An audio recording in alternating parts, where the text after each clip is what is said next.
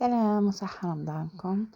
اليوم درت معكم طاجين الحلو بلا لحم وسيرو صافي، درتها مع شبح الصفرة بأسهل طريقة. نبدو نحضروا شبح الصفرة. لتحضيره نحتاج 200 غرام لوز مطحون، ضفت له 3 مغارف كبار سكر عادي يكونوا معمرين، ولمه بصفار البيض.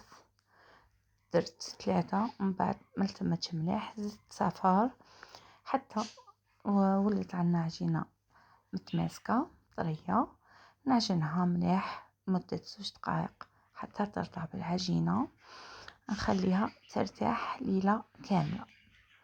ومن بعد هذا هو الطابع اللي غادي نطبعو به.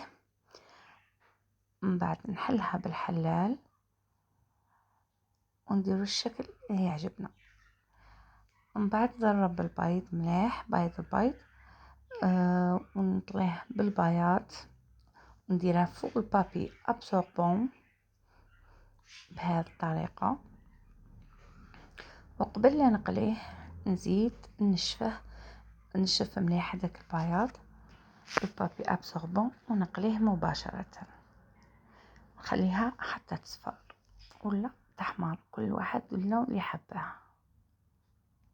وهنا حضرت طاجين الحلو، درت غرفية سكر، ضفت لها 2 غرفة ماء وعود قرفة، ودرت مغرفة صغيرة نتاع زبدة، وانا نحب اللون درت شوية كركم وشوية نتاع معصفر.